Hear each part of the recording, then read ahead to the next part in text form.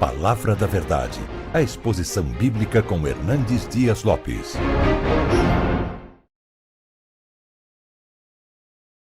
Eu quero compartilhar com vocês hoje o texto que está em Marcos capítulo 4. Marcos capítulo 4, versos 35 a 41.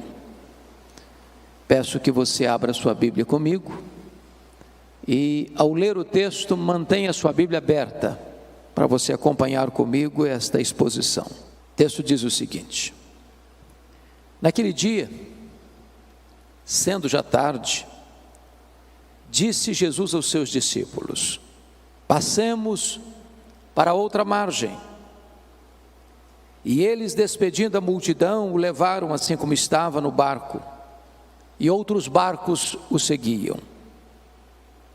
Ora, levantou-se grande temporal de vento, e as ondas se arremessavam contra o barco, de modo que o mesmo já estava a encher-se de água. E Jesus estava na popa, dormindo sobre o travesseiro. Todos o despertaram e lhe disseram: Mestre, não te importa que pereçamos? E ele, despertando, repreendeu o vento e disse ao mar: acalma-te, emudece. E o vento se aquietou e fez-se grande bonança. Então lhes disse: por que sois assim tímidos? Como é que não tendes fé? E eles, possuídos de grande temor, diziam uns aos outros: quem é este, que até o vento e o mar lhe obedecem? Amém? Eu queria pensar com vocês sobre o seguinte tema: não desanime, não tenha medo, Jesus está no controle. À guisa de introdução, quero falar 4 fatos que são importantes para a nossa reflexão nesta manhã. O primeiro deles é que as tempestades da vida existem, e elas são reais, elas estão absolutamente presentes na nossa vida, porque são inevitáveis. Elas chegam, e chegam para todos. Chegam para aqueles que estão no palácio e aqueles que estão na choupana, para os mais cultos aos iletrados. As tempestades são democráticas, elas vêm, mas hoje ou mais amanhã, elas vêm, são inevitáveis, não tem como você se blindar, não tem como você viver numa redoma de vidro. A vida não se desenrola num parque de diversões. A vida não é um jardim grinaldado de flores. Cruzamos desertos tórridos, vales escuros, enfrentamos lutas, lágrimas rolam pelo nosso rosto, a dor aperta o nosso coração. Esta é a realidade da vida. A segunda verdade que eu gostaria de lhes dizer à guisa de introdução é que as tempestades não apenas são inevitáveis, elas são também imprevisíveis. Chegam de súbito, sem mandar aviso prévio. Você acorda de manhã, está tudo bem, e quando você vai dormir, seu rosto está banhado de lágrimas. É um acidente, é uma doença súbita, é um divórcio traumático, é um luto doloroso, é uma perda financeira radical, é uma situação que você jamais imaginava que pudesse acontecer na sua vida, mas acontece, pegando você de surpresa, botando a sua vida de ponta cabeça. Mas a terceira verdade, ainda na linha da introdução da mensagem, é que as tempestades não são apenas inevitáveis e imprevisíveis. Em terceiro lugar, elas são inadministráveis tantas vezes. As coisas fogem do seu controle. Você quer ir para a direita e o seu barco é jogado com fúria para a esquerda. Você quer avançar e você recua. Aquilo que parecia tão fácil de resolver, de repente se transforma num monstro na sua vida e você não consegue mais resolver. É um filho criado com todo zelo, que de repente entra na adolescência, se envolve com coisas perigosas, amizades perigosas, se desvia, entra nas drogas, transtorno da família.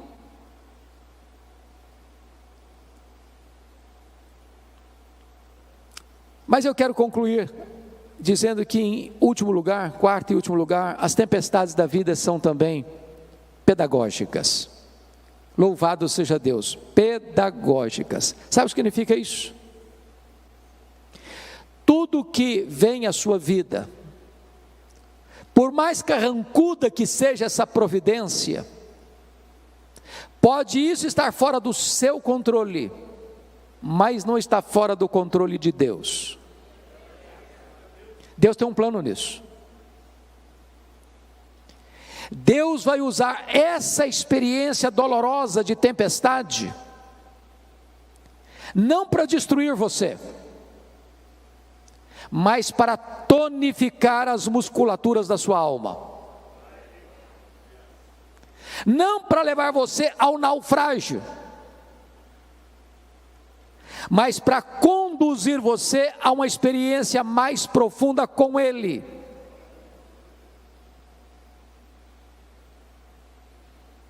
Quando Deus nos permite passar por uma situação adversa, difícil, amarga, Ele quer nos dar lições mais profundas, que de outra sorte nós não conseguiríamos aprender. Então, dito isto, a título de introdução, peço que você, com a Bíblia aberta comigo, passemos a considerar algumas lições desta passagem. O contexto aqui é que Jesus passara todo aquele dia ensinando as parábolas do reino. E se você já falou, deu aulas, pregou um dia inteiro, você sabe que ao final do dia você está exausto. Então Jesus entra no barco, pega um travesseiro, vai lá para trás do barco, deita e dorme. Mas antes disso ele diz para os discípulos: passemos para outra margem. Enquanto eles estão navegando para outra margem, eu estou falando do Mar da Galileia, ou do Lago de Genezaré, e você sabe que esse mar não é um mar, é um lago de águas doces, o maior reservatório de águas doces do Oriente Médio, com 21 quilômetros de comprimento por 14 de largura, a 200 metros abaixo do nível do mar Mediterrâneo, encurralado pelas montanhas de Golã de um lado, as montanhas da Galileia do outro.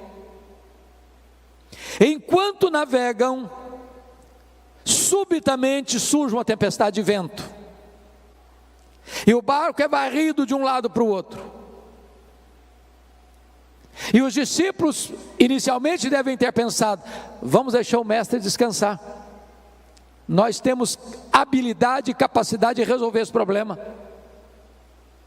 Mas na medida em que eles tentavam resolver o problema, o mar se agigantava, as ondas se tornavam mais furiosas, o barco era sovado com fúria pelo vento tão furioso, e estava se enchendo de água, e a morte mostrando para eles a sua carranca. E então recorrem a Jesus com uma pergunta em tom de censura: Mestre, não te importa que pereçamos? E Jesus se levanta, repreende o vento, repreende o mar, a grande bonança, e agora Jesus pergunta para eles: por que sois assim tímidos? Como é que não tendes fé? E eles se entreolharam e perguntaram uns para os outros: mas quem é este, que até o vento e o mar lhe obedecem? Notem comigo, irmãos, que esse texto está regido por 3 perguntas. A primeira pergunta está aí no versículo 38. É a pergunta dos discípulos a Jesus: Mestre, não te importa que pereçamos? A segunda pergunta é a pergunta que está no verso 40. É a pergunta de Jesus para os discípulos: por que sois assim tímidos? Como é que não tendes fé? E a terceira pergunta está no verso 41. É a pergunta entre os discípulos: quem é este que até o vento e o mar lhe obedecem? Bom, como o texto está regido por essas 3 perguntas, me deterei em trabalhar essas 3 perguntas na meditação desta manhã. Vejamos então a primeira pergunta. Esta é a sua pergunta, esta é a minha pergunta, esta é a nossa pergunta. Mestre, não te importa que pereçamos? É a pergunta da angústia, é a pergunta da vulnerabilidade humana, é a pergunta das fraquezas humanas, é a pergunta de alguém que está enfrentando um problema e não sabe como resolvê-lo, está enfrentando uma doença e a medicina diz: não tem mais jeito. Está enfrentando uma crise conjugal e parece que não vê nenhuma janela de escape para uma solução que traga paz à alma. A grande pergunta, meus amados, é por que esses discípulos estão fazendo essa pergunta com esse tom de censura a Jesus? Mestre, não te importa que pereçamos? Não estás vendo a nossa dor, não estás vendo o nosso aperto, não estás percebendo o nosso perigo, não vais fazer nada. Mas por que eles estão fazendo essa pergunta? Porque alguma coisa não estava bem resolvida na mente deles. Primeiro lugar, eles não estavam conseguindo conciliar a obediência à ordem de Jesus: passemos para outra margem, com a tempestade que estava enfrentando. Não é muito difícil nem para você nem para mim entendermos a tempestade que Deus mandou atrás de Jonas. Jonas tinha desobedecido a Deus. E no imaginário nosso comum, a gente pensa assim: quando um crente se afasta de Deus, Deus manda uma tempestade atrás dele, e manda mesmo. Não para destruí-lo, mas para fazê-lo voltar ao caminho da obediência. Agora, como é que eu vou entender que eu estou fazendo a vontade de Deus, eu estou andando com Deus, eu estou obedecendo a uma ordem expressa de Jesus, e a tempestade vem? E a tempestade chega, e o vento contrário começa a me ameaçar.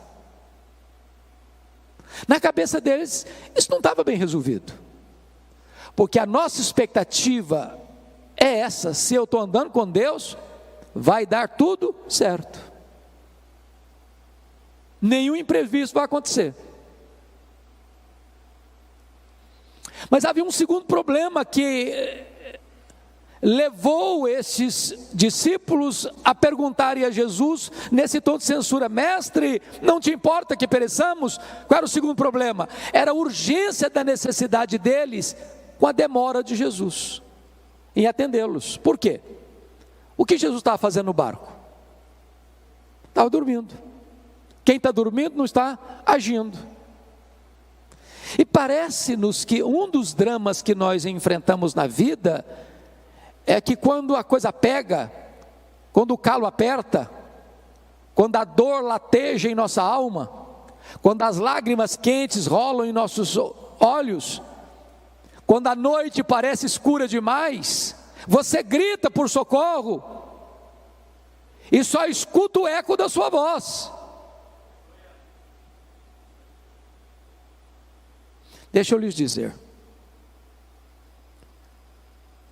tem hora, eu vou voltar, filho, pode ficar tranquilo. Tem hora que a demora de Deus nos aflige mais do que o próprio problema. Eu vou ilustrar. Vocês se lembram da Marta? Quando seu irmão Lázaro ficou doente? Jesus estava a um dia de viagem de Betânia, e Marta manda um recado para Jesus assim: está enfermo aquele a quem amas. A casa dela estava cheia de gente. Talvez as pessoas questionando: Marta, será que Jesus vem? Eu falei: ele vem, claro, ele é nosso amigo. E eu, Lázaro, piorando, e Jesus não chega. Aí a pessoa gastou um dia para ir de Betânia, onde Jesus estava. Ao dar o recado, Jesus disse para os seus discípulos assim: o Lázaro morreu. Mas manda um recado para Marta: esta enfermidade não é para a morte, é para a glória de Deus. Quando o emissário retorna no segundo dia, que era um dia para ir, outro dia para voltar, talvez apressadamente já vai dizendo para Marta: ô Marta, Jesus mandou falar para você que esta enfermidade não é para a morte, é para a glória de Deus. Mas o Lázaro já estava morto e sepultado. Olha o nó na cabeça da Marta. Diz a Bíblia que Jesus fica mais 2 dias onde estava. Se o homem gastou um dia para ir, mais 2 dias que fica, 3 dias. No 4º dia é que Jesus vai. Quando Jesus chega lá, o Lázaro está morto e sepultado há 4 dias. E a primeira palavra que Marta falou para Jesus não foi a saudação Shalom. Foi uma palavra de censura: se tu estiveras aqui, meu irmão não teria morrido, o senhor chegou tarde demais, agora não adianta mais. E Jesus: Marta, teu irmão há de ressurgir. Ela diz: eu sei que vai ressurgir no último dia. E Jesus: Marta, eu não fui, eu não serei, eu sou a ressurreição e a vida. Se você crer, Marta, você verá a glória de Deus. Talvez você, meu amado, que está aqui hoje, minha irmã, você está aguardando um milagre de Deus na sua vida, uma resposta às suas orações há anos. Mas o que eu posso dizer para você é que Deus nunca chegou atrasado. Quando Ele parece chegar atrasado, é porque Ele está preparando algo maior e melhor para a sua vida. Mas sabe por que esses discípulos estão angustiados? Tinha uma terceira razão. Primeiro, que eles não conseguiram conciliar a ordem com o problema. Segundo, eles não conseguiam conciliar a urgência da necessidade com a demora. E a terceira razão, eles não conseguiam conciliar a angústia avassaladora com o silêncio de Jesus. Porque se ele está dormindo, ele não só não está trabalhando, mas também não está falando. E eu vou lhes dizer que o silêncio de Deus grita mais alto nos nossos ouvidos do que o ruído mais barulhento das circunstâncias mais adversas.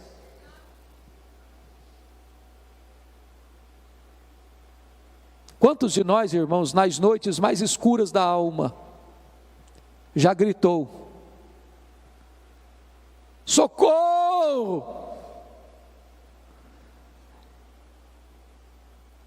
e parece que a nossa voz ecoa no espaço, e nenhuma resposta chega.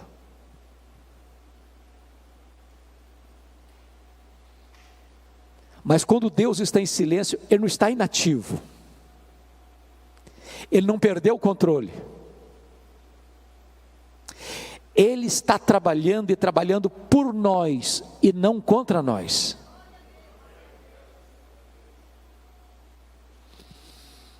Pois bem, diz a Bíblia então que Jesus se levanta,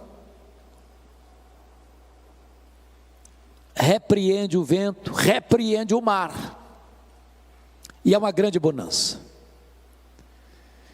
Me impressiona, entretanto, observar que numa segunda ocasião, quando houve uma tempestade, aí Jesus não estava dentro do barco. Vocês se lembram disso, está registrado em Mateus 14. Lá naquela segunda ocasião, Jesus mudou a metodologia. Aqui, primeiro ele acalma o mar e o vento, para depois acalmar os discípulos. Lá na segunda ocasião, primeiro ele acalmou os discípulos, para depois acalmar o mar, dizendo assim para eles: tende bom ânimo, sou eu, não tenham medo. Só então ele acalmou o mar. A pergunta é: por que ele mudou de metodologia? Por uma razão muito simples. O Senhor Jesus sabe que tem hora que a tempestade mais terrível na nossa vida não está do lado de fora, está do lado de dentro. Tem hora que o seu maior problema não é a circunstância, é o sentimento. E Ele, como aquele que nos conhece, sabe quando é que primeiro tem que atender a solução do problema, e em segundo lugar, quando Ele tem que atender a solução do problemático. Ele é poderoso nesta manhã para acalmar tanta tempestade que está dentro da sua alma, como a tempestade que está fora de você.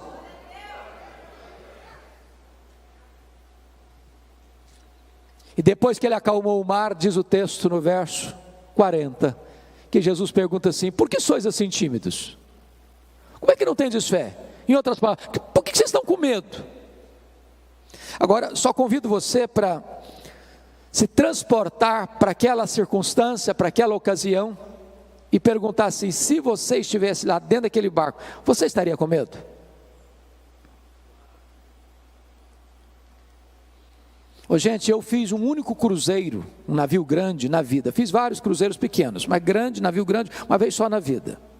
Saiu de Santos, foi para o interior do Rio de Janeiro. E eu prometi a mim mesmo nunca mais fazer outro cruzeiro na vida. Pegamos ondas de 5 metros. Foi um desespero. Todo mundo dentro do navio ficou com náuseas. Todo mundo. Você ia sair, você tinha que cambalear nos corredores e todo mundo vomitando nos corredores. Você não imagina o que é você começar uma viagem, o navio está todo mundo nauseado e você sabe que tem 8 horas pela frente. A única oração que eu fazia era essa: ó Deus, ou eu durmo ou eu morro. Agora imagine o que é um barquinho de pescador, no meio do mar, já de noite, o mar furioso, moendo o barquinho, água entrando, a morte mostrando a carranca, a situação humanamente desgovernável. Você ficaria com medo? Aí Jesus pergunta assim: por que vocês estão com medo? Como é que vocês não têm fé? Mas por que eles deveriam estar com fé e não com medo? Bom, eu quero lhes dar 4 razões por que eles deveriam ter fé e não medo. Para ajudar a vocês na memorização, usarei um recurso mnemônico. As 4 razões para eles terem fé e não medo, começando com a letra P. Primeiro, deviam ter fé e não medo por causa da promessa de Jesus do verso 35. Passemos para outra margem. Se Jesus disse assim: passemos para outra margem, qual era o destino deles? A outra margem, claro. Então vou lhe dizer algo sublime agora. Promessa de Jesus e realidade são a mesma coisa. Porque nenhuma das suas promessas cai por terra. Em todas as suas promessas nós temos o amém, o sim de Deus. Ele vela pela sua própria palavra em a cumprir. Você sabe por que você e eu ficamos com medo? É porque nós duvidamos que aquele que fez a promessa é fiel para cumpri-la. Segundo lugar, sabe por que eles deviam ter fé e não medo? Por causa da presença de Jesus com eles. Quem é Jesus? O Criador do mar, o Criador do vento, o Criador da terra, o Criador do céu, o Criador do universo. Agora eu pergunto a você, será que a criatura poderia ser maior que o Criador? Será que o mar poderia derrotar o Criador do mar?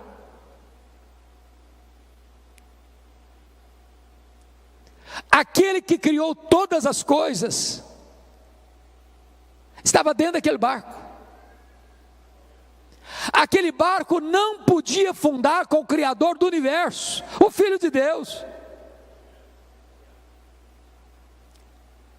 E Jesus prometeu para você e para mim o seguinte: eis que eu estou convosco todos os dias até a consumação dos séculos.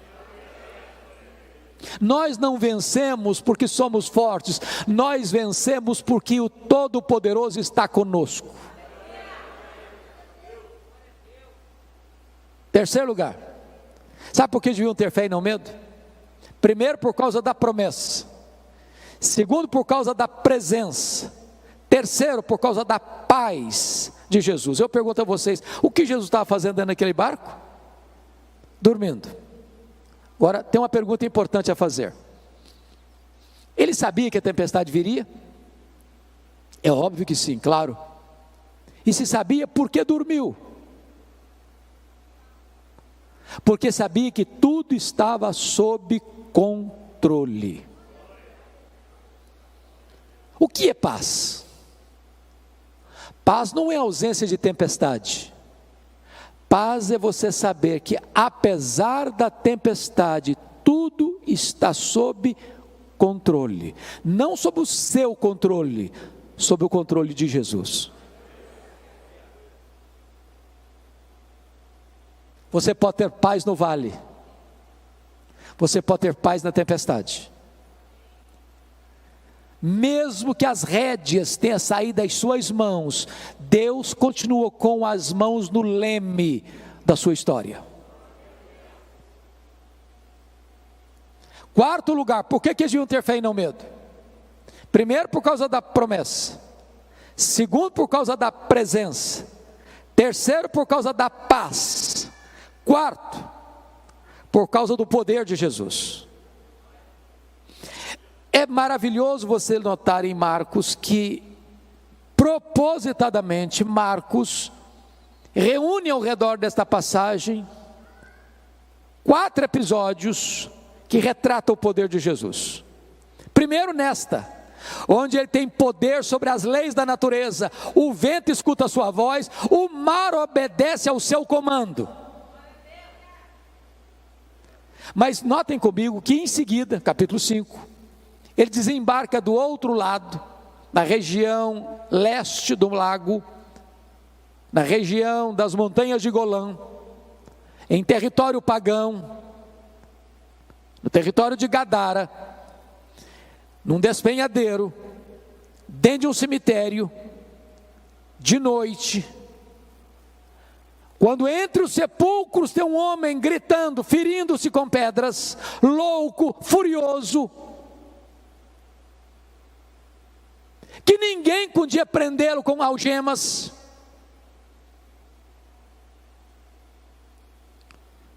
E quando Jesus entra, e a cena era de medo, porque tudo que você não espera ver dentro de um cemitério de noite, a gente viva. E aquele homem se prostra diante de Jesus. E Jesus pergunta: qual é o teu nome? E ele respondeu: Legião, porque somos muitos. O que é uma legião? Uma legião é uma corporação romana de 6.000 soldados. Dentro de um único homem tinha 6.000 demônios, capaz de sair de um homem e entrar em 2.000 porcos, levando-os ao precipício e à morte.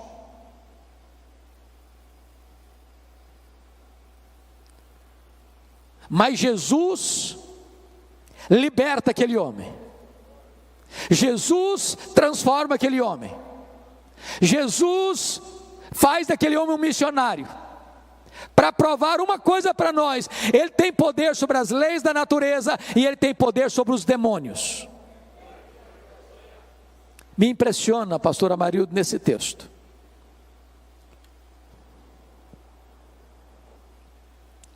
porque os demônios fizeram alguns pedidos para Jesus. O demônio não ora, mas faz pedido. Primeiro pedido: não nos atormentes antes do tempo. Segundo pedido: não nos mandes para fora do país. Terceiro pedido: mande-nos para essas manadas de porcos. E Jesus atendeu as 3 petições dos demônios. Mas agora que o homem está curado, liberto, ele faz um pedido para Jesus: deixa-me ir contigo.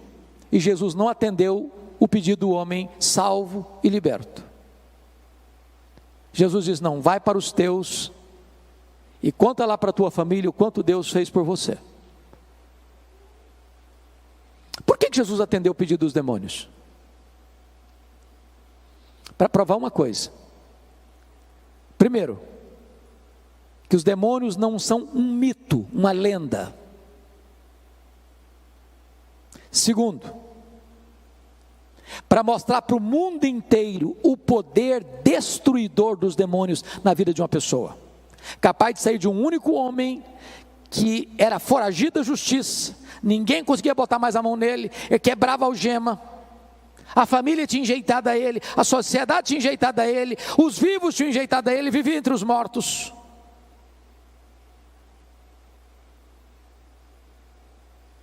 Para mostrar para o mundo que os demônios vêm para roubar, para matar e para destruir. Terceiro, por que Jesus atendeu o pedido dos demônios? Para provar para o mundo inteiro os valores da sociedade mundana. Porque os gadarenos, ao chegarem e verem aquele homem liberto por causa dos porcos, expulsaram Jesus dali. É uma sociedade que ama mais os porcos do que pessoas. Quarto, sabe por que Jesus atendeu o pedido dos demônios? Para provar para o mundo inteiro que quem manda é Jesus. Os demônios ficam se Jesus permitir, os demônios saem se Jesus mandar. Quem domina e tem poder sobre os demônios é Jesus. Quem tem as chaves da morte e do inferno é Jesus.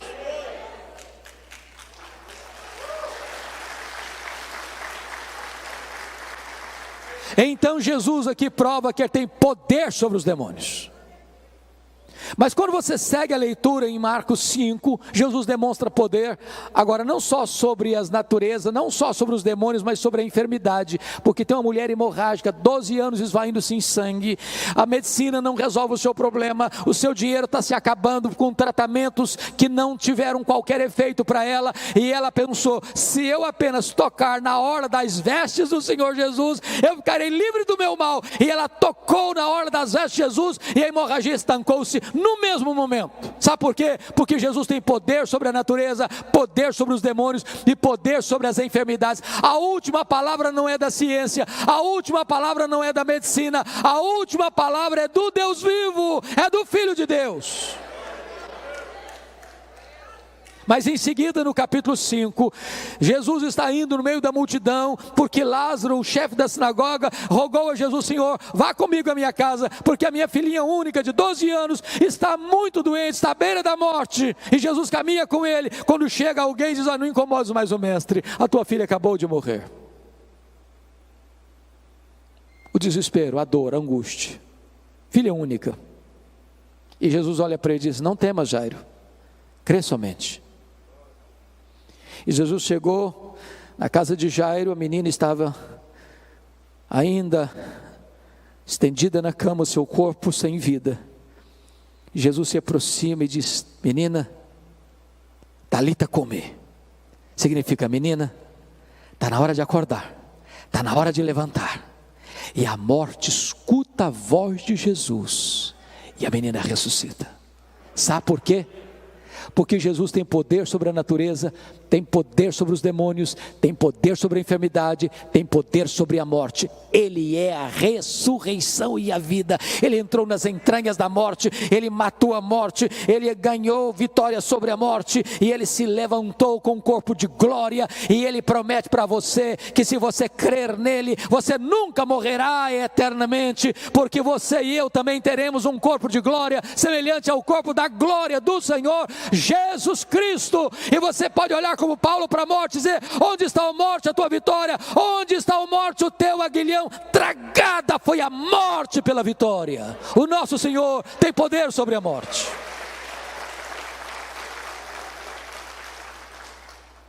Mas agora, irmãos, vamos para a última pergunta do texto.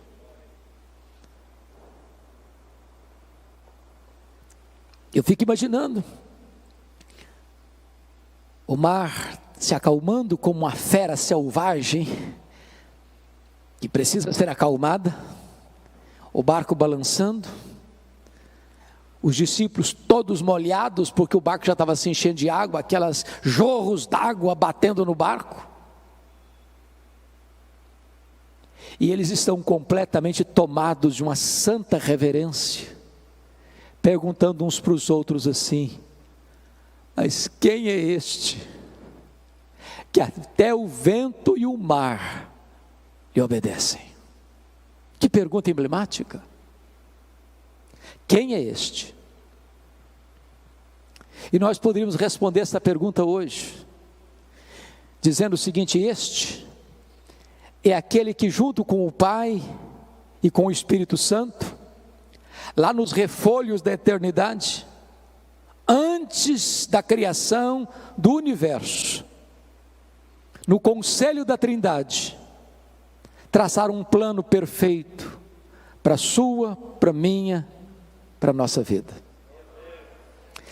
Este é aquele que no princípio criou todas as coisas, porque todas as coisas foram feitas por intermédio dele, e sem ele nada do que foi feito se fez, as coisas visíveis e invisíveis. Quem é este? Este é aquele que sustenta todas as coisas pela palavra do seu poder. Quem é este?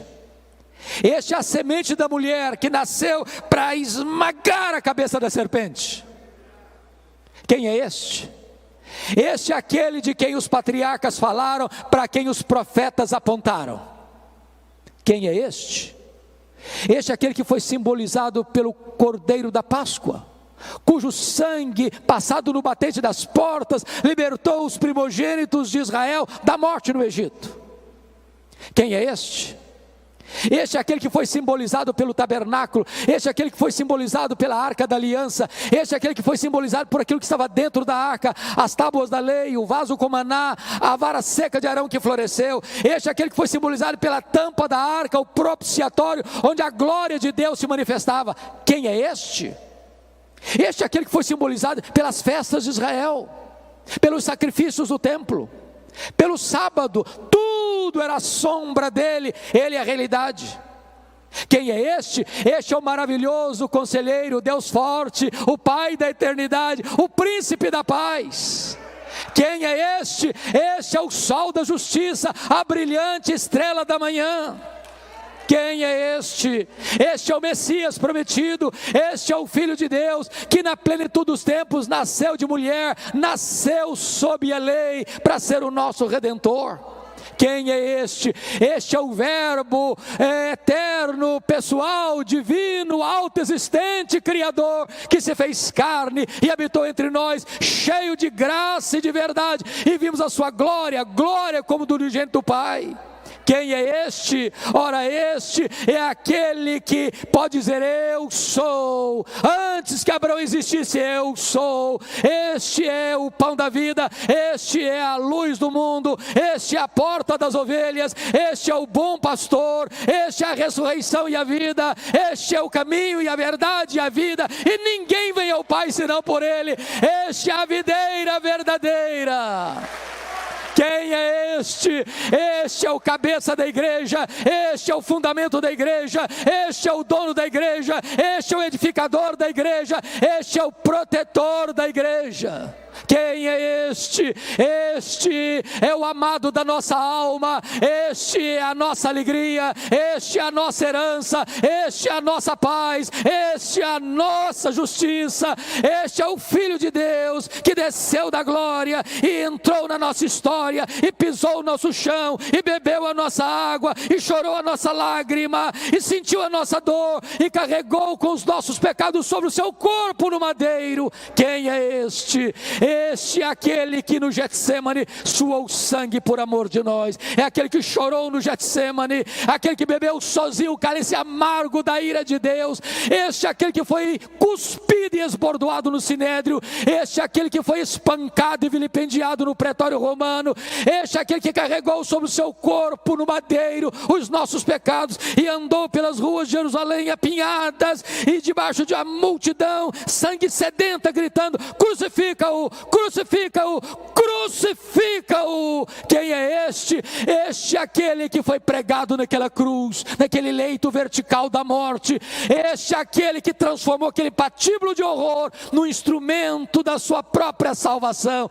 Quem é este? Este é aquele que entrou nas entranhas da morte, ele é aquele que matou a morte, este é aquele que ressuscitou gloriosamente, este é aquele que está vivo pelos séculos dos séculos, este é aquele que voltou para o trono, este é aquele que está sentado à destra de Deus, este é aquele que vai voltar pessoalmente, visivelmente, audivelmente, repentinamente, inesperadamente, gloriosamente. Quem é este? Este é aquele que vai se assentar no trono e vai julgar as nações. Este é aquele em quem você e eu vamos reinar para sempre e sempre e sempre, onde não vai ter mais dor, onde não vai ter mais lágrima, onde não vai ter mais luto, onde não vai ter mais tristeza, onde não vai ter mais pecado, e nós estaremos com ele e para sempre, para sempre, para sempre, para sempre, reinando com ele, desfrutando da glória dele, contemplando a ele, usufruindo a glória dele. Quem é este? Este é o amado da nossa alma, este é a razão da nossa vida, este é o nosso glorioso Redentor, este é aquele que diz para você e para mim hoje: você não precisa ter medo, você pode ter fé. A ele a honra, a ele a glória, a ele o louvor, agora e pelos séculos eternos. Aleluia. Amém.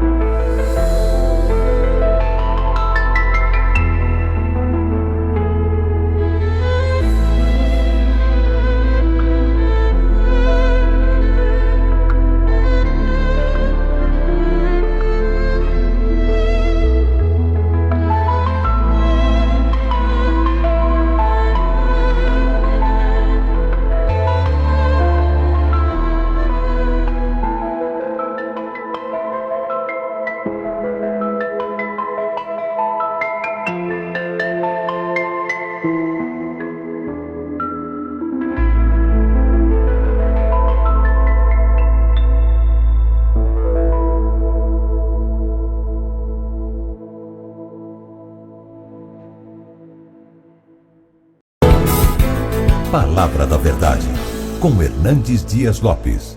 Abra sua Bíblia comigo então em Amós capítulo 9. Amós capítulo 9, versos de 1 a 15.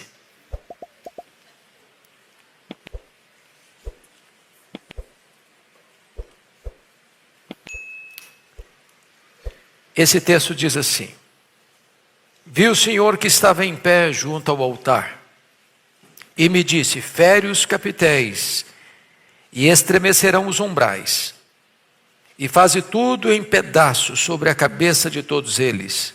Matarei a espada até o último deles, nenhum deles fugirá, nem escapará. Ainda que desçam ao mais profundo abismo, a minha mão os tirará de lá.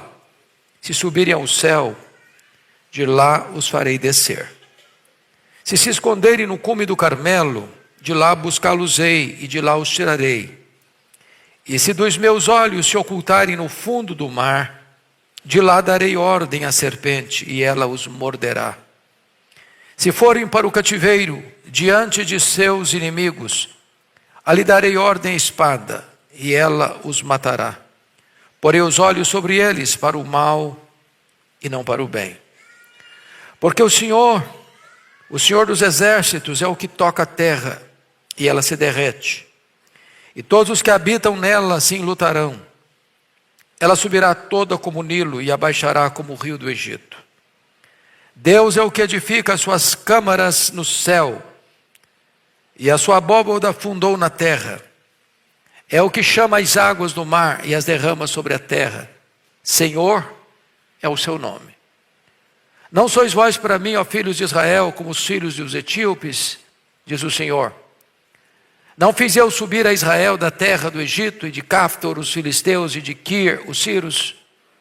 Eis que os olhos do Senhor Deus estão contra este reino pecador, e eu o destruirei de sobre a face da terra, mas não destruirei de toda a casa de Jacó, diz o Senhor. Porque eis que darei ordens e sacudirei a casa de Israel entre todas as nações, assim como se sacode trigo no crivo sem que caia na terra um só grão. Todos os pecadores do meu povo morrerão à espada, os quais dizem: o mal não nos alcançará, nem nos encontrará.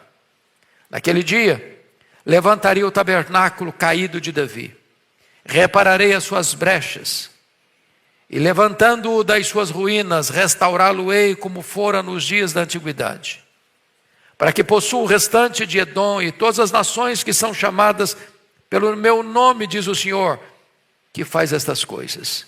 Eis que vem dias, diz o Senhor, em que o que lavra segue ao que ceifa, o que pisa as uvas ao que lança a semente. Os montes destilarão mosto e todos os outeiros se derreterão. Mudarei a sorte do meu povo de Israel. Reedificarão as cidades assoladas e nelas habitarão. Plantarão vinhas e beberão o seu vinho. Farão pomares e lhes comerão o fruto. Plantá-los-ei na sua terra, e dessa terra que lhes dei, já não serão arrancados, diz o Senhor teu Deus. Amém. Nós vamos tratar sobre o tema a disciplina e a restauração do povo de Deus. E eu quero fazer aqui 3 afirmações à guisa de introdução. A primeira delas é que o juiz se apresenta para aplicar o juízo. Chama a atenção dos irmãos que Amós apresenta nesta obra 5 visões. Esta é a 5ª e última visão. A primeira visão está no capítulo 7, verso 1. E isso me fez ver o Senhor Deus, eis que ele formava gafanhotos. Então, uma invasão de gafanhotos, é a primeira visão. Segunda visão, capítulo 7, verso 4. E isso me mostrou o Senhor Deus, eis que o Senhor Deus chamou o fogo. Então, a segunda visão é a devastação do fogo. Terceira visão, capítulo 7, verso 7. Isso também me mostrou o Senhor, eis que o Senhor estava sobre um muro levantado a prumo. Então, a terceira visão é o prumo. A quarta visão está aí no capítulo 8, verso 1. O O Senhor Deus me fez ver isso. Eis aqui um cesto de frutos de verão. Então, a quarta visão, um cesto de frutas maduras, ou seja, o país, a nação, está madura para o juízo. E a última visão, está aí no capítulo 9, verso 1. Viu o Senhor, que estava em pé. Agora Deus não mostra uma visão apenas. Agora o próprio Deus é a visão. Dizendo o seguinte: a hora do juízo chegou. A hora da disciplina chegou. Agora a situação é irreversível, irremediável. Porque nas outras visões, como você pode conferir no capítulo 7, verso 2, é a intercessão do profeta. Tendo eles comido de toda a erva da terra, a visão dos gafanhotos, disse ao Senhor Deus: perdoa, rogo-te, como subsistirá Jacó? Pois ele é pequeno. Versículo 3, então o Senhor se arrependeu disso, não acontecerá, diz o Senhor. Há momentos em que Deus diz assim: ainda tem chance, ainda tem oportunidade. Em havendo arrependimento, ainda tem perdão. Chega uma hora, entretanto, que Deus disse: basta, chega. Chegou a hora do acerto de contas. É isso que está acontecendo aqui.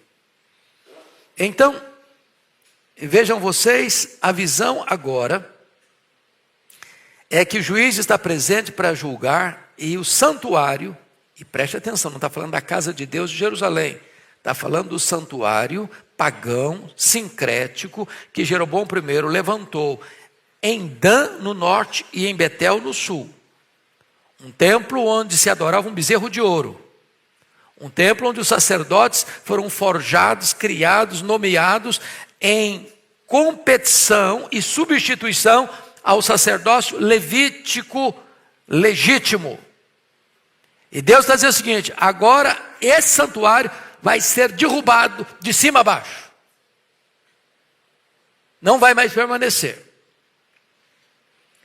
Por quê? Porque o juízo começa pela casa de Deus.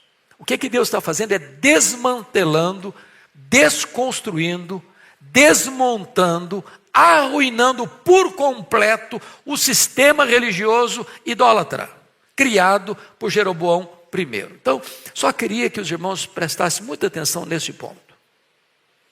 Ao longo da história de Israel, o pecado que quanto mais e constantemente ocorreu foi o pecado da idolatria. Vejam vocês que Israel está no Egito. Através da família de Jacó, pela intermediação de José, 70 pessoas descem. Passam 400 anos. E eles saem de lá com 600 mil homens, fora mulheres e crianças, em torno de 2 milhões de pessoas. Lá no Egito eles tiveram contato com idolatria. E um dos objetos adorados lá no Egito era o bezerro de ouro, símbolo da fertilidade. Esse povo caminha 40 anos no deserto. E se vocês lerem atentamente o livro de Números, que é o livro que retrata essa jornada de 40 anos, reincidentemente esse povo está caindo na idolatria. Lembram quando Moisés sobe ao monte, fica lá um tempo, e o povo chega para Arão e diz: olha, Arão, esse Moisés não sabemos o que aconteceu com ele, não sabemos se ele vai voltar, então faça-nos deuses, para podermos adorar. E então o que o Arão fez? Manda as mulheres e o povo tirar as argolas das orelhas, que eram de ouro, era muita coisa, estou falando de 2 milhões de pessoas, suficiente para construir um bezerro de ouro. E o povo se entrega a um culto pagão, com viés de promiscuidade sexual, em nome de um culto a Deus. E Moisés fica muito irritado quando desce do monte e destrói o bezerro de ouro. Mas Israel continua na peregrinação adorando deuses dos povos ao redor. Aí entra a conquista da terra, pela liderança de Josué. Qual foi o maior problema? Adorar os deuses pagãos. Aí entra o período dos juízes, 330 anos, Qual foi o pecado reincidente do povo? Adorar os deuses dos povos, que eles foram chamados por Deus para conquistar a terra deles. Embora às vezes tenham vencido alguns desses povos, sucumbiram diante dos deuses desses povos. Bom, aí vem a monarquia. Davi com Saul, com Davi, com Salomão. E o que acontece no final do reinado de Salomão? Ele passa a adorar os deuses das suas mulheres, muitas mulheres.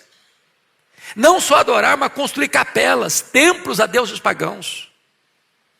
Aí o que acontece? O reino, até então, uno, é dividido. E 10 das tribos, das 12 tribos, seguem a liderança cismática de Jeroboão I. O que Jeroboão I faz? Ele rompe com a dinastia de Davi, não só politicamente, ele rompe também religiosamente, espiritualmente. Porque ao assumir o reino, em 931, o que ele faz? Manda construir 2 bezerros de ouro. Um em Betel, outro em Dan. E a partir de agora ele diz para o seu povo: não temos que ir mais para Jerusalém adorar a Deus. Agora nós temos os nossos próprios deuses. Agora nós temos o nosso próprio santuário. Agora nós temos os nossos próprios sacerdotes. Agora nós temos a nossa própria liturgia. E sabe o que aconteceu? Os 19 reis que governaram nesse reino chamado do norte, todos eles, sem exceção, adoraram bezerro de ouro. Jeroboão I, Nadab, Baasa, Elá, Zinri, Onri, Acabe, Acasias, Jorão, Jeú, Jeoacás, Jeoás, Jeroboão II, Zacarias, Salum, Menahem, Pecaías, Peca e Oséias. Todos eles, em 19 anos, nunca largaram a idolatria. Amós está escrevendo aqui no reinado de Jeroboão II, que foi o rei que mais reinou em Samaria, 41 anos, e que desfrutou no seu reinado de prosperidade. Por quê? Porque as grandes potências, Egito, Assíria e Babilônia, estavam acomodadas por lá. Os inimigos limítrofes estavam também acomodados. E então ele teve paz política e teve prosperidade financeira, mas assodadamente vivendo na idolatria. A ponto de, no capítulo 7 de Amós, quando Amós denuncia os pecados da nação, aparece o sacerdote de Betel e disse para Amós: Amós, você não é daqui, você é lá do sul, você é lá de Judá, então arruma as malas e vai profetizar lá na sua terra. Aqui não, porque aqui é o santuário do rei e o santuário do reino. Ou em outras palavras, a religião estava de mãos dadas com o Estado, para defender os interesses do Estado e não defender a verdade. Semana passada, um dos políticos destacados do Brasil, não preciso mencionar o nome, defendeu, em nome da tese de um Estado laico, a religião do Estado. É o Estado que tem que definir a religião.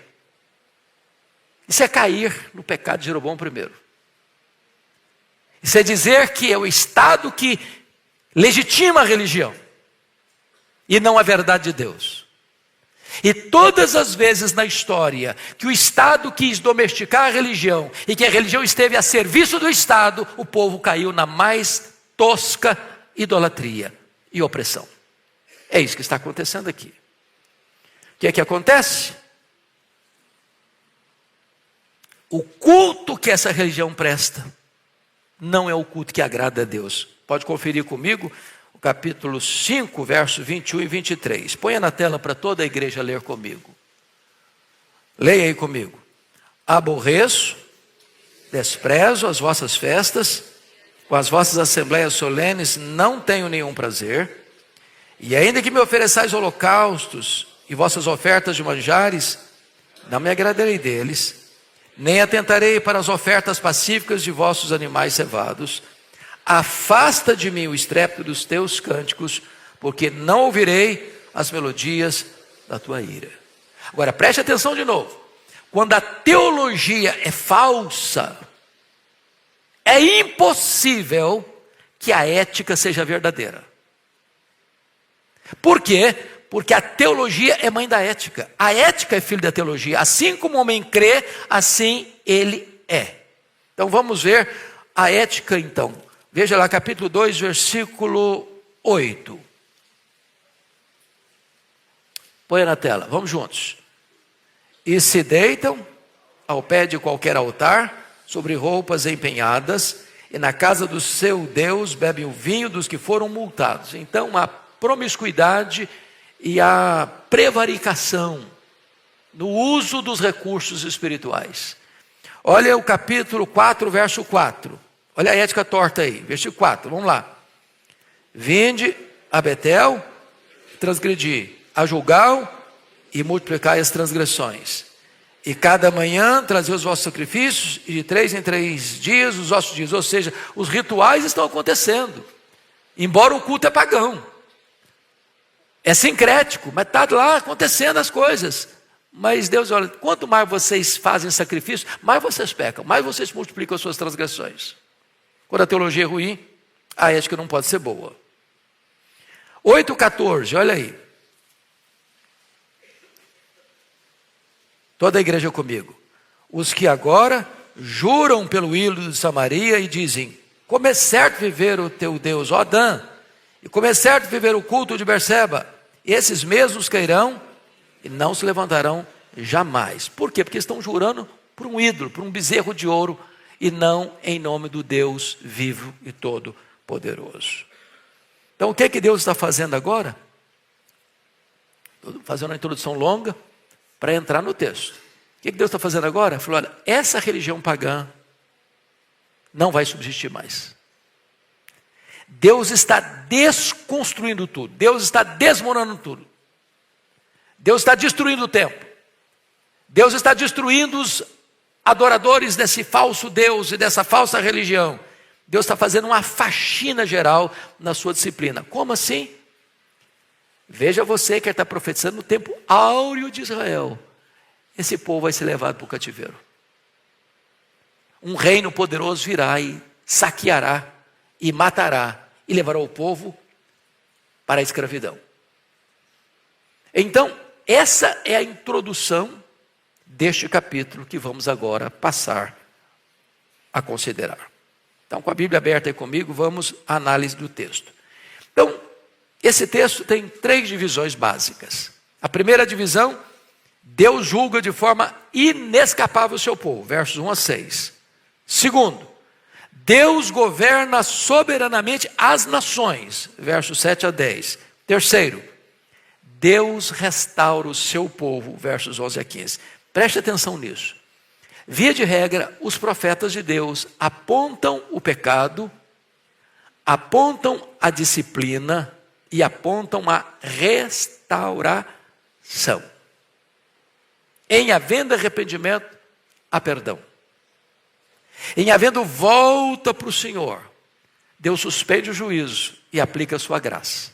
Foi assim no passado, é assim hoje. Então vamos à análise do texto então. Primeiramente, Deus julga de forma inescapável o seu povo. E por que Deus julga de forma inescapável o seu povo? Primeiro, porque o juízo de Deus é inescapável por causa da onipresença de Deus. Notem comigo, no verso 1 a 4, Deus sendo Deus onipresente. Aliás, é isso que a Bíblia menciona lá no Salmo 139. Lembram? Para onde me ausentarei do teu Espírito?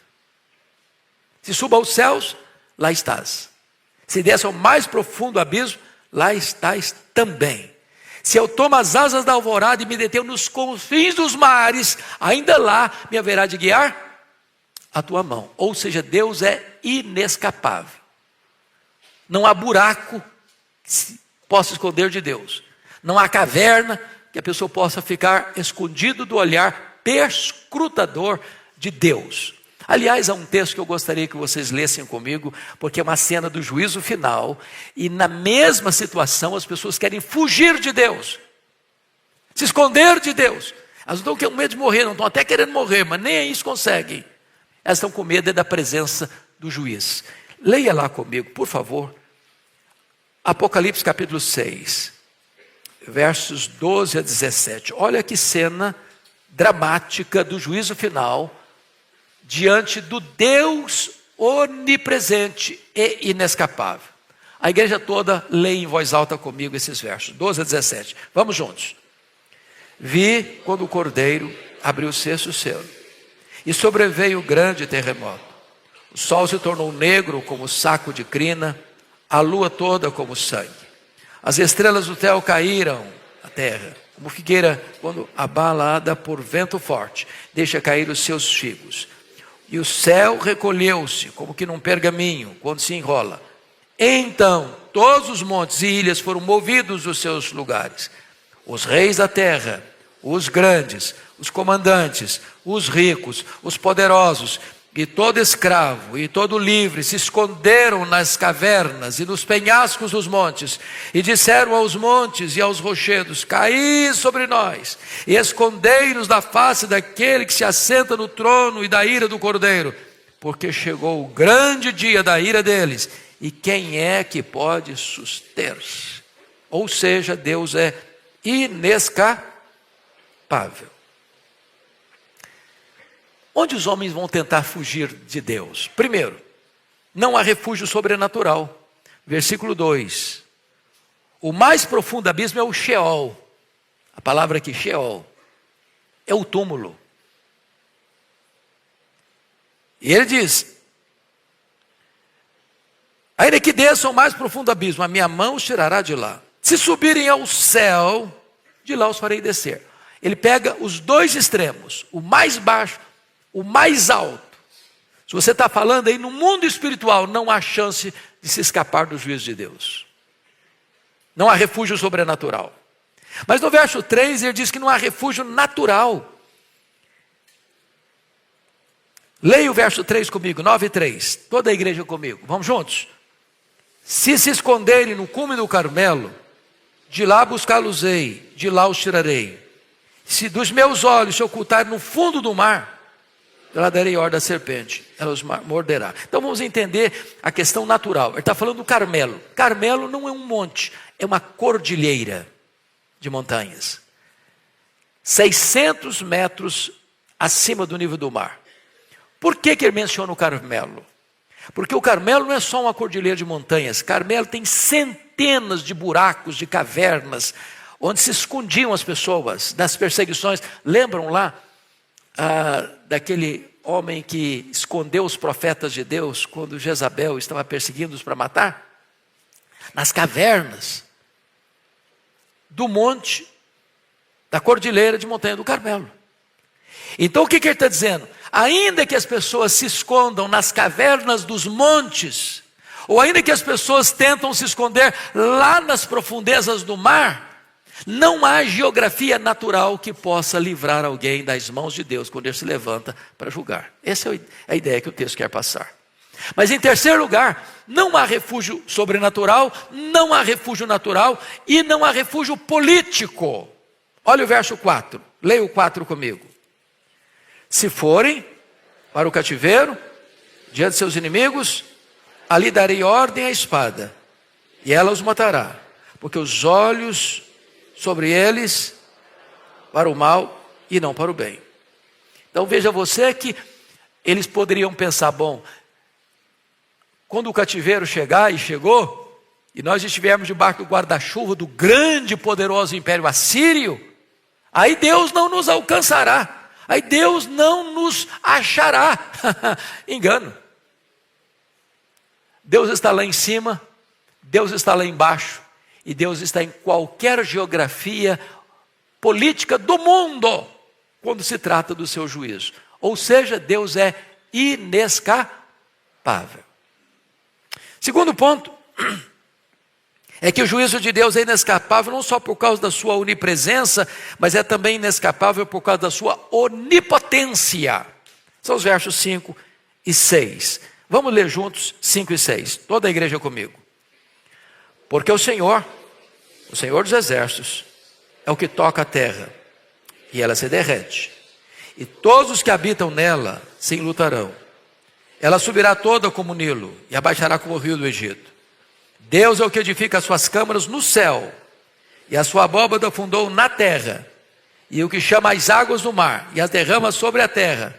Senhor é o seu nome. Em outras palavras, Deus controla o quê?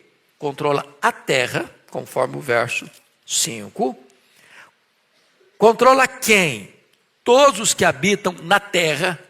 Controla mais o quê? Deus controla o céu. Deus controla mais o quê? Deus controla as águas, o mar, os rios, as fontes.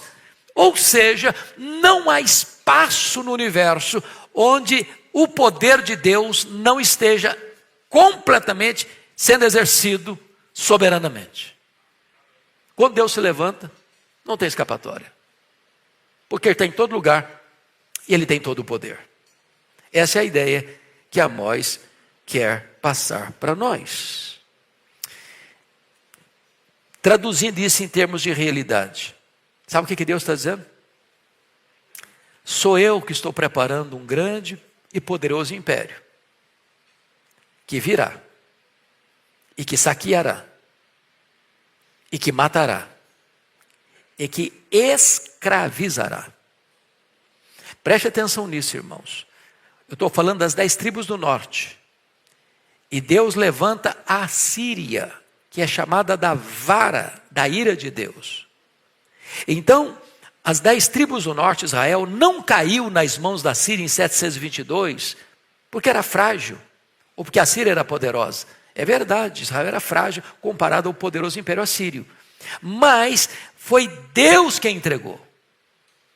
Quando você volta para as 2 tribos do sul, Judá, não foi Nabucodonosor e a grande Babilônia que saqueou o templo e destruiu Jerusalém e queimou o templo de Jerusalém e levou o povo cativo. É verdade que a Babilônia era um poderoso império, mas está escrito na Bíblia que foi Deus quem entregou. Entregou os vasos do templo, entregou a cidade, entregou o povo. Ou seja, a força poderosa do juízo não está na mão do homem, está na mão de Deus. O maior inimigo do homem não é o homem. O maior inimigo do homem é quando Deus se volta contra ele. O maior problema do homem não é nem mesmo a presença do diabo. O maior problema do homem é a ausência de Deus.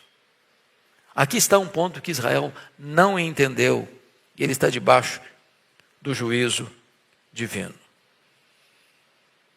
Olha comigo o capítulo 4, versículo 2, para você entender isso melhor. 4:2, vamos todos ler.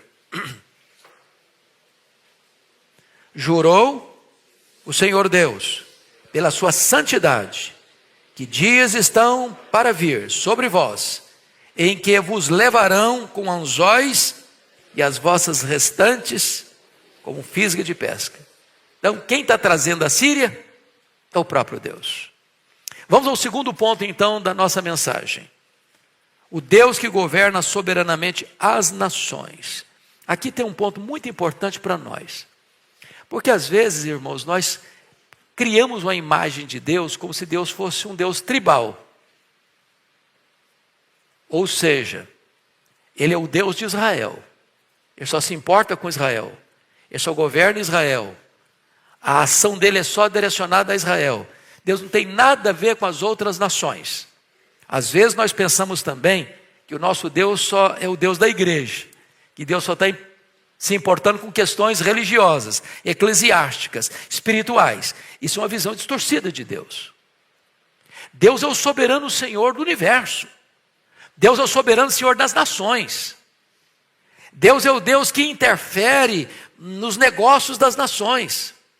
Deus é o Deus que se importa com o comércio, com a indústria, com a política, com a economia, com a realidade social. Deus se importa com as transações internacionais.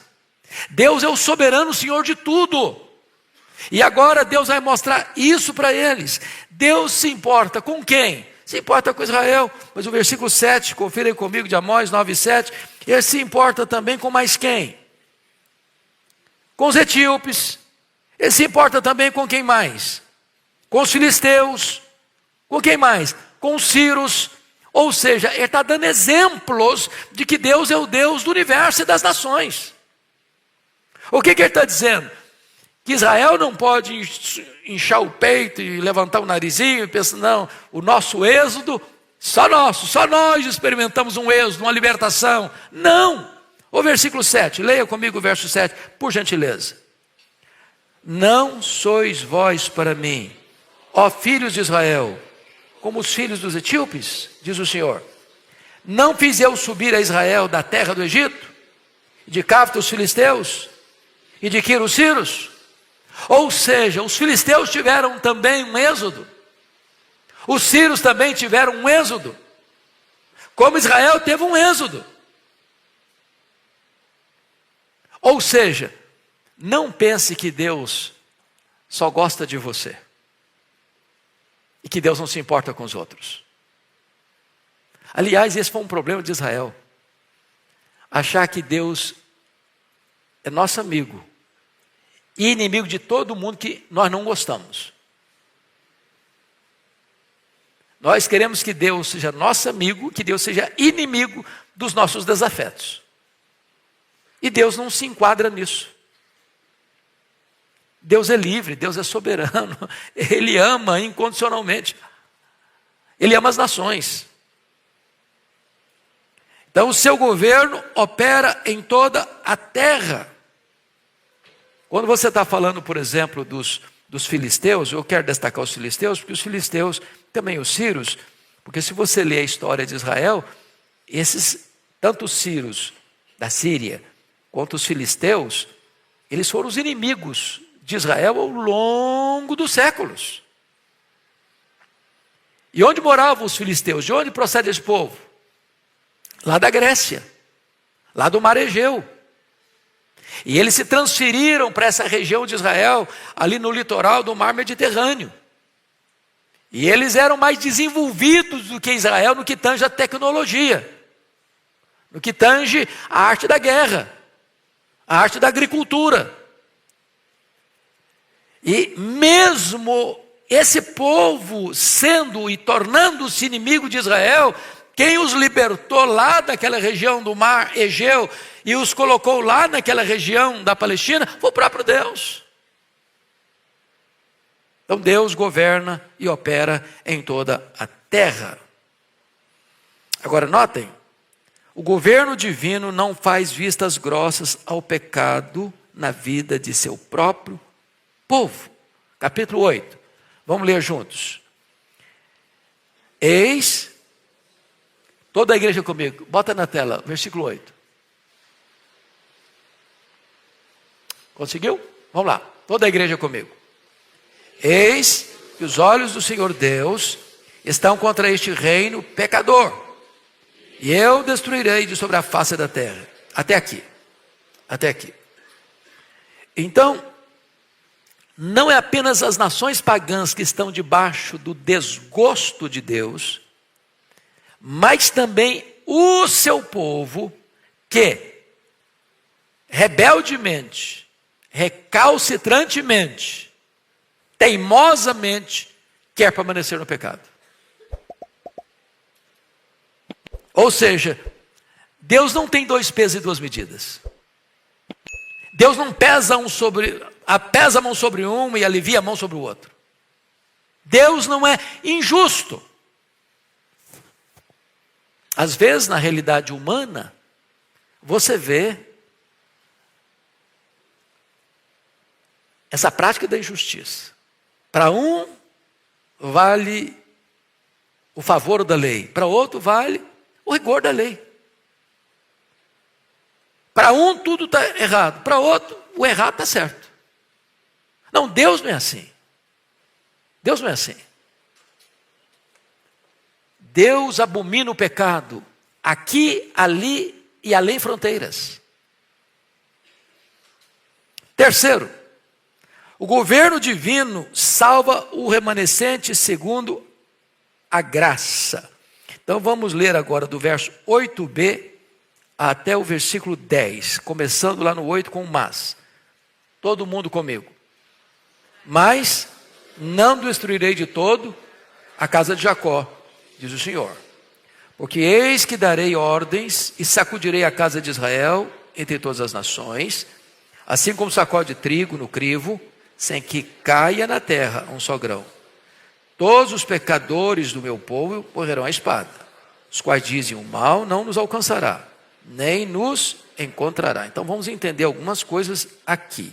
Deus tem no meio de um povo idólatra, pagão, sincrético, apóstata, um remanescente fiel.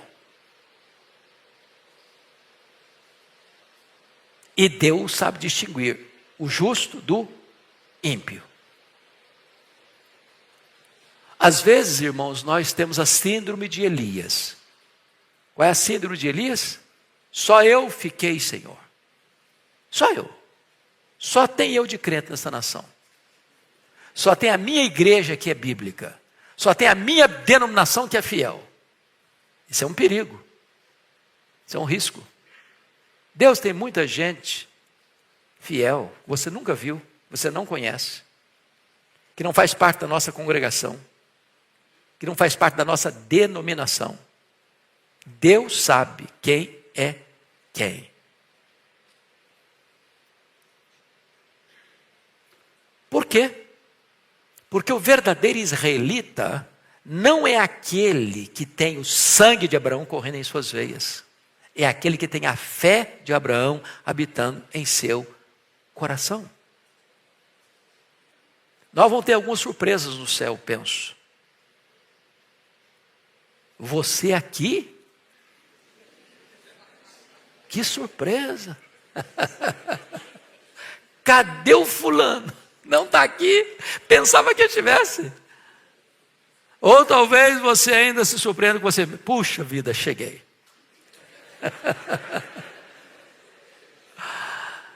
Deus conhece os que lhe pertencem, só Deus conhece os que lhe pertencem.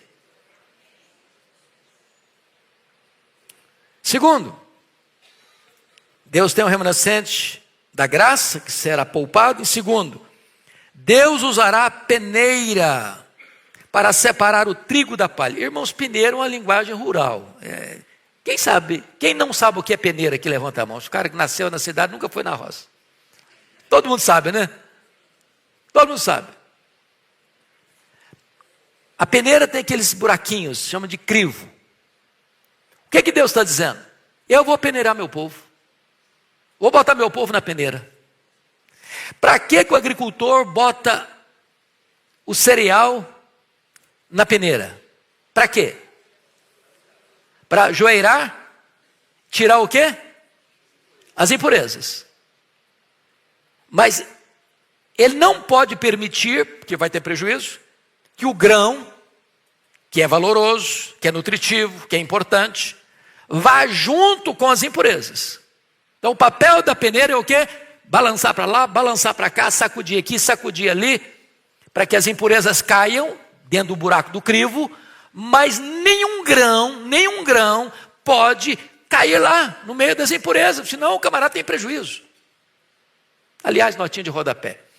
Eu tenho rodado esse Brasil aí, e a mesma semana passada, indo pregar em Dourados, Mato Grosso do Sul, numa região de forte ênfase de agricultura, vendo o prejuízo que se tem nesse país no transporte dos cereais. Você vai atrás de um caminhão e você vê caindo, mas assim muito, não é pouco não. E à beira da estrada você vê leiras de cereais caindo. Que tristeza, um país pleno século XXI.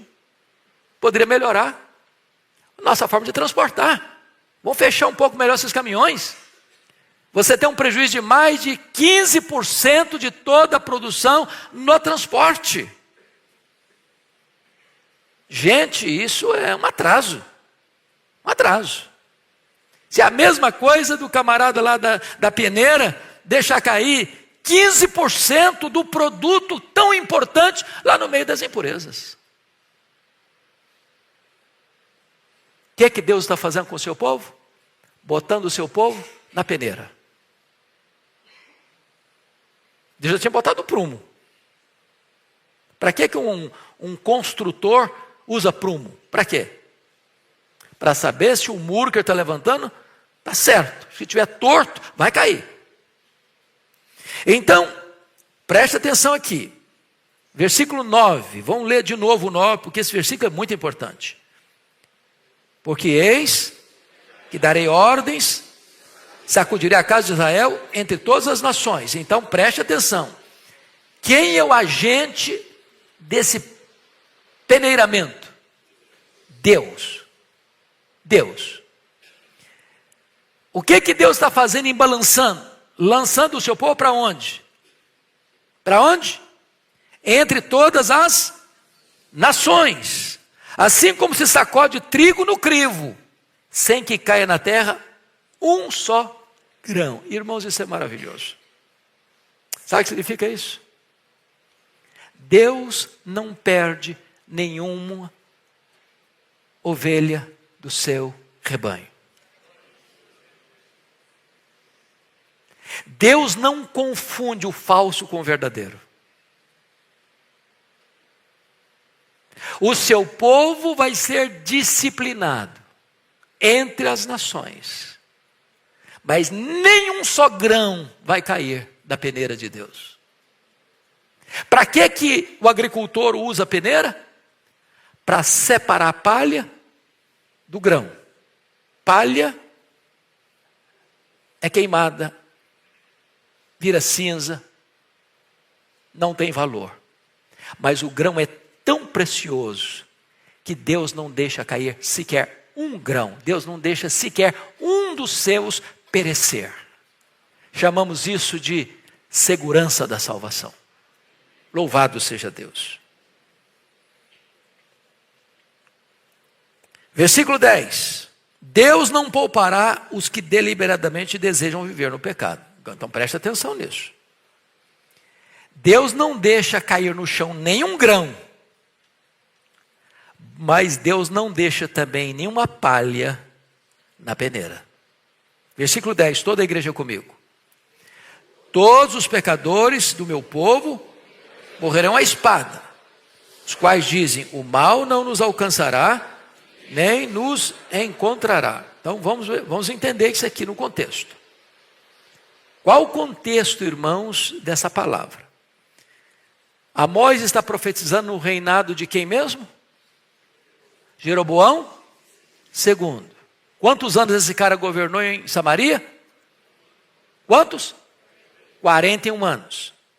O período dele foi de prosperidade ou de escassez? Prosperidade. O período dele foi de paz nas fronteiras ou de guerra nas fronteiras? Paz nas fronteiras. O período dele foi de riqueza nacional ou de crise nacional? Riqueza nacional. Então, uma coisa é ver o barco afundando, o país colapsando, e você vai cair mesmo. Pronto, todo mundo está falando que vai cair. Então, você é uma voz uníssona com todo mundo. Agora, imagine o país no auge, politicamente falando, economicamente falando, e está todo mundo batendo palma, porque a coisa está indo muito bem, e alguém chega e diz, esse negócio vai pegar. Vai pegar. Esse povo vai ser levado para o cativeiro. Quem acredita nisso? Você está louco, cara. Você está maluco? Estamos vivendo nosso melhor período. O sacerdote lá disse para o Amós, você vai embora daqui, cara, profetiza lá. Aqui não, cara, aqui não. Aqui é o templo do rei, aqui é o templo do reino. Aqui nós estamos muito bem, estamos bem na fita, bem na foto. Não vem com a goura para cima de nós, não. Aqui está maravilhoso. Não há segurança no pecado. E o que Deus vai dizer no versículo 10? Todos os pecadores do meu povo morrerão à espada. Mas quem são esses todos os pecadores? Ele explica. Os quais dizem, o mal não nos alcançará, nem nos encontrará. Não adianta vir falar a palavra de Deus aqui, dizendo que o mal vai chegar. Não vai chegar, não vai acontecer, está tudo bem, está tudo bem, está tudo bem. Calma, paz. O que Deus está dizendo é o seguinte: nenhuma segurança política, nenhuma segurança econômica, nenhuma vantagem humana e política, ou econômica ou terrena pode livrar o homem do Deus do juízo, quando ele se levanta para julgar. Bom, dito isto, vamos ao último ponto da mensagem, que é o Deus que restaura o seu povo. Ainda bem que tem esses versos 11 a 15 em Amós. Senão a gente ficaria com o coração desesperado. Meu Deus, o cara só pregou juízo, mas onde tem um escape? O que vai acontecer? Então vamos lá. Primeiro, é importante dizer que Deus está destruindo o templo falso. Essa é a palavra do verso 1. Deus manda derrubar tudo. O templo de Betel, que é templo falso. E Deus agora no versículo 11 está levantando o tabernáculo de Davi. Deus está destruindo a religião falsa e Deus está estabelecendo a religião verdadeira. Deus está colocando por terra a mentira e Deus está levantando o monumento da verdade. Deus está acabando com o falso culto sincrético e Deus está restabelecendo o culto verdadeiro no tabernáculo de Davi. As 10 tribos do norte deixaram de existir no ano 722, quando Samaria, depois de 3 anos de cerco, foi tomada. Porém, agora a espada do juízo dá lugar à pá da reconstrução. Eu quero destacar aqui 5 aspectos do futuro dia do Senhor. Primeiramente, vamos olhar o rei, a promessa do rei messiânico, versículo 11. Toda a igreja comigo, por favor. Naquele dia, levantarei o tabernáculo caído de Davi, repararei as suas brechas, e levantando-o das suas ruínas, restaurá-lo-ei fora nos dias, como fora nos dias da atividade. Eu chamo a sua atenção para os verbos. Você que é meticuloso, eu não sei se você é como eu, que gosta de ter a Bíblia de papel para riscar, anotar. Mas vamos olhar os verbos do verso 11. Me ajudem aí. Pode falar em voz alta para eu ouvir. Quais são os verbos aí? Levantarei, repararei, levantando, restaurando. Então, todos os verbos apontam para a mesma direção. Quem é o agente dessa restauração? Deus. A restauração da igreja está na mão de quem? Do homem ou de Deus? De Deus. É Deus quem está restaurando. Deus é o único agente dessa restauração. Olha o versículo 14 para reforçar isso. Leia o 14 comigo.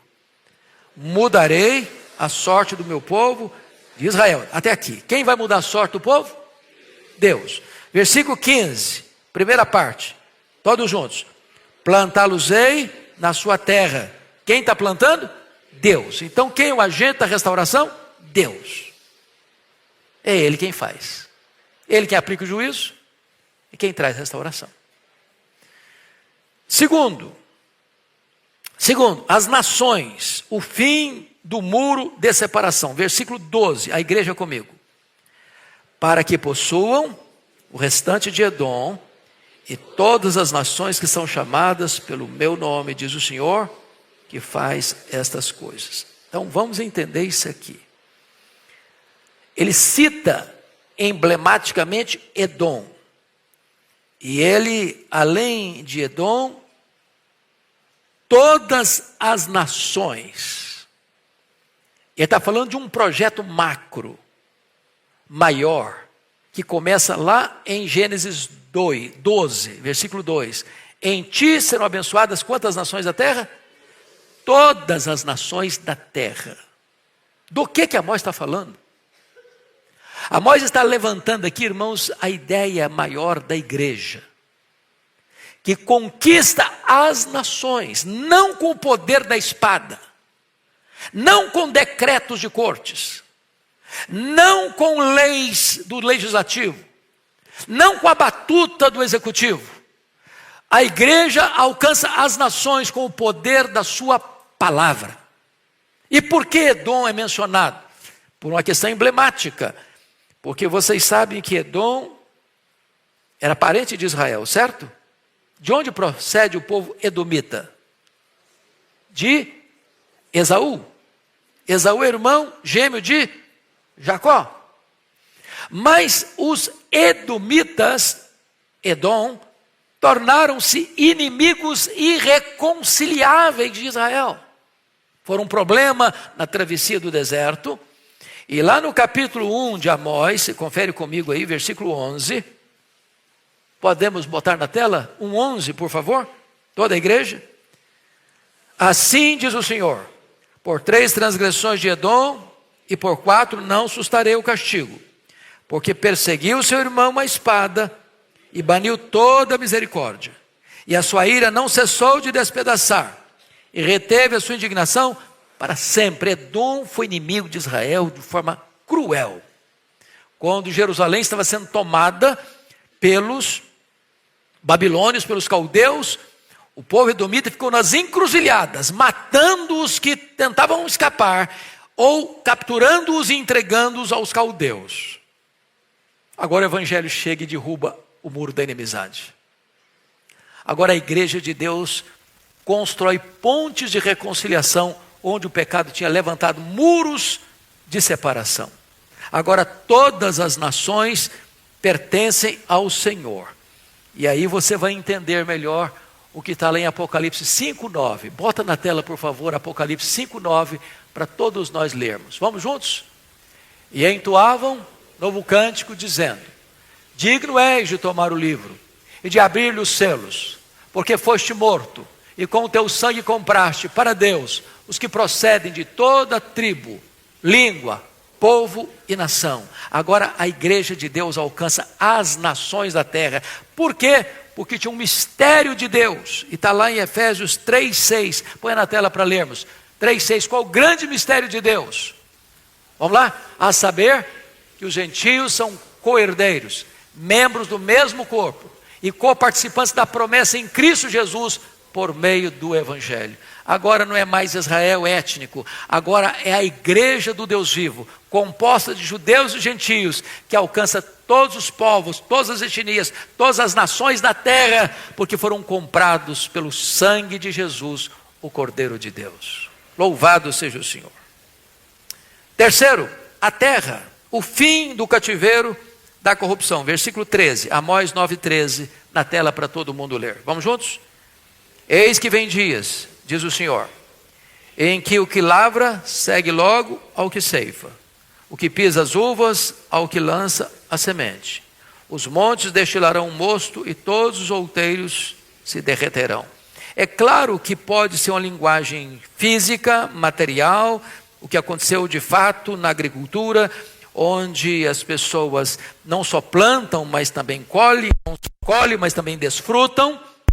Porque o que acontecia com Israel via de regra? Plantavam e na hora de colher vinha o inimigo, vinha o opressor e saqueavam as suas propriedades e levavam as suas colheitas e deixavam o povo na míngua, e na mão. Agora não, agora há preservação. Mas isso tem uma linguagem espiritual mais elevada, mais profunda.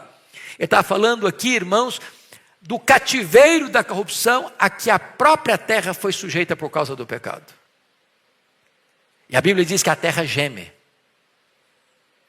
sangra, contorce com cólicas intestinais, aguardando a revelação dos filhos de Deus, quando Deus vai resgatar a própria terra, a própria natureza deste cativeiro da corrupção, quando a Bíblia diz que vi novos céus e nova terra, nos quais habita justiça. E Deus não só vai levar a sua igreja para a glória, Ele vai restaurar toda a criação que foi colocada debaixo de cativeiro por causa do pecado do homem. Quando Adão pecou, Deus não amaldiçoou Adão, não. Sabia disso? Deus amaldiçoou a serpente. Deus traz uma palavra muito dura para a mulher: no meio de dores darás à luz filhos. E em vez de Deus amaldiçoar Adão, Deus diz: eu amaldiçoarei a terra. Ela vai ser tua inimiga. Ela vai produzir espinhos, cardos e abrolhos. E agora você vai comer o seu pão com o suor do seu rosto. Irmãos, isso é uma coisa incrível. Você que conhece a agricultura sabe disso. Você precisa plantar o arroz, o feijão, o milho, a soja, o algodão. E precisa cultivar e cuidar muito. Mas a erva daninha brota naturalmente. Ninguém semeia, ninguém bota adubo. E ela cresce. E se não tomar cuidado, ela cresce com mais força, com mais vigor do que a planta que você plantou para dar pão ao que tem fome. Consequência de quê? Do pecado. Deus vai restaurar a própria natureza do cativeiro da corrupção. Louvado seja Deus. Mas ainda, penúltimo lugar, o povo. O fim das expectativas frustradas. Versículo 14, toda a igreja comigo. Mudarei a sorte do meu povo de Israel. Reedificarão as cidades assoladas e nelas habitarão. Plantarão vinhas, beberão o seu vinho. Farão pomares e lhes comerão do fruto. O que ele está falando no versículo 13? Ele fala de abundância. E no versículo 14 ele fala de desfrute. São as bênçãos da graça. Não só fisicamente. É tão bom quando você vê a alegria de um agricultor plantar e colher. Plantar, colher e desfrutar. A Bíblia diz que você não pode nem atar a boca do boi que trabalha. Então, se o camarada lida lá com o leite, diz a Bíblia, que ele não pode ser privado de tomar o leite. Se ele planta uma roça, ele não pode ser privado de comer o fruto daquele trabalho dele. E o que o texto está querendo dizer fisicamente é que haverá então a bênção do plantar e do colher, da abundância. Mas mais do que isso, haverá a bênção do desfrute. Mas isso vai muito além do que coisas materiais e terrenas. Isso fala da provisão abundante da graça de Deus. Você tem mesa farta na casa do Pai. Tem pão com fartura, pão quentinho do céu. Provisão divina. Fechando, terminando, concluindo. Ele fala do país, o fim da insegurança. Versículo 15. Toda a igreja comigo, por favor. Plantá-los-ei na sua terra. E dessa terra que lhes dei, já não serão arrancados, diz o Senhor teu Deus. Eu quero brevemente aqui fazer duas aplicações. Uma histórica, outra teológica. Porque a histórica tem a ver também com Israel. Tem a ver com Israel. Físico, material, étnico, nação. A história de Israel não é uma história fácil, não. Aliás, você lê em Gênesis capítulo 15, que Deus aparece para Abraão e diz: olha, Abraão, a tua descendência será escrava no Egito. Por 400 anos. Então esse povo que desce ao Egito num tempo de fome, que desfruta de determinados privilégios no tempo de José, depois o faraó que não conhecia José assume o poder e oprime o povo. Aí eles saem 40 anos pelo deserto, o povo se rebela contra Deus e aquela geração morre toda no deserto, exceto 2 pessoas. Aí eles conquistam a terra em 7 anos, mas em vez de eles desalojarem o povo da terra, eles namoram e flertam com os deuses da terra. E são oprimidos. 330 anos no período dos juízes. Aí eles pedem um rei. E Deus diz: olha, vocês vão pagar um alto preço para ter um rei. Estão dispostos? Ah, sim, estamos dispostos. Aí levanta Saul. Começa bem e termina muito mal. Aí Deus levanta Davi. E Davi, apesar dos seus erros pessoais, foi o homem segundo o coração de Deus e ele fortalece o reino. E aí ele constitui o seu filho, mesmo diante de uma rebelião de Adonias, que queria tomar o poder à força, põe Salomão no trono. E Salomão vai muito bem no começo, e vai muito mal no final do seu governo. A ponto de impor escravidão sobre o povo para manter o luxo do palácio. A ponto de levantar capelas às mulheres, aos deuses das mulheres. Muitas que ele tinha. E adorar esses deuses. Aí tem a divisão do reino. E tanto o reino do norte, quanto o Reino do Sul viveram não só em guerras internas, mas muitas vezes debaixo de opressão dos inimigos. Aí em 722 a Síria leva para o cativeiro as 10 tribos do norte e não voltam mais. E aí em 586 a Babilônia leva o reino de Judá para o cativeiro, 70 anos. Eles voltam, mas voltam não como um povo livre, eles estão agora debaixo de um outro império, o Império Persa. O Império Persa passa, mas agora estão debaixo de um outro poder estrangeiro, o Império Grego. E agora o Alexandre morre e eles estão debaixo de um outro poder, ora dos Ptolomeus do Egito, ora pelos Seleucidas da Síria. E aí eles têm uma breve e rápida libertação no governo Asmoneu, Matatias Macabeu e Judas Macabeu, mas dura pouco. E em 63, Pompeu conquista aquele território, Israel passa a ser súdito do poderoso Império Romano. E aí chega o ano 70 da era cristã, Tito Flávio destrói Jerusalém, queima o templo de Jerusalém e dispersa os judeus para o mundo todo no ano 70. Uma diáspora que durou mais de 1.800 anos. Israel retorna ao seu território agora, em 14 de maio de 1948. E vocês todos sabem a luta que Israel tem de terem inimigos à volta, mas Deus plantou o seu povo na sua terra. Cumprimento de Amós 9:15. Esse é o aspecto político. Deus usou instrumentos humanos? Sim. Quem assinou? Secretário-geral da ONU, na época, um brasileiro. Oswaldo Aranha. Ele não era sionista, não. Ele era contra os judeus. Mas assinou. Como nós temos, na época de Getúlio Vargas, vocês sabem disso, o nosso presidente Getúlio Vargas capturou judeus aqui e mandou-os de presente para Hitler, para serem mortos. A história do Brasil antisionista não é tão... é complicada. Mas quem plantou Israel de volta ao seu território? O próprio Deus. Mas esse cumprimento não é apenas político ou geopolítico.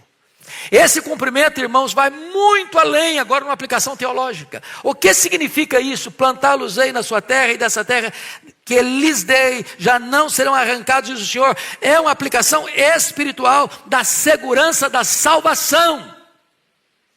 Você é cidadão do céu. A sua pátria está no céu.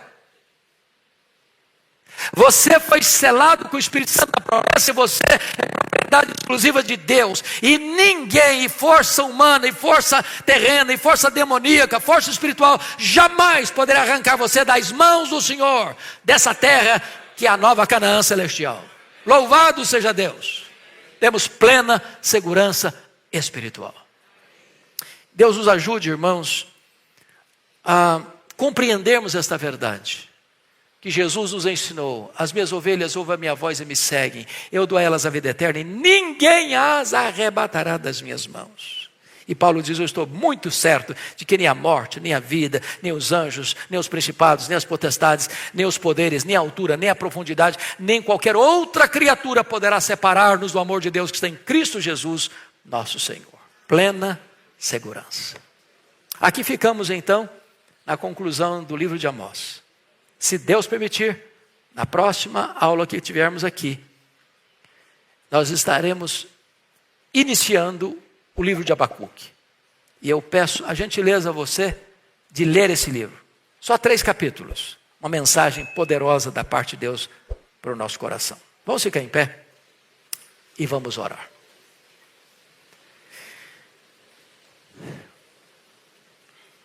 Ó Deus, nossa gratidão por esta manhã. Nossa gratidão pela Tua palavra. Nossa gratidão pelo livro do profeta Amós. Nossa gratidão pela atualidade deste livro para os nossos dias. Nossa gratidão por esta classe. Nossa gratidão por esta igreja.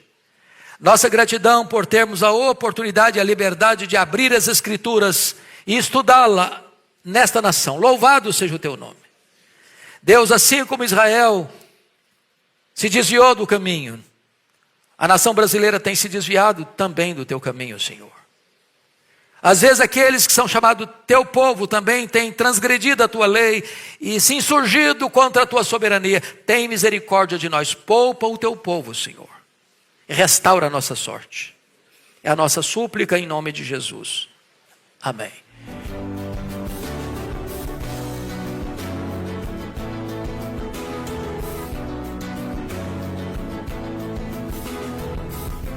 Palavra da Verdade, com Hernandes Dias Lopes.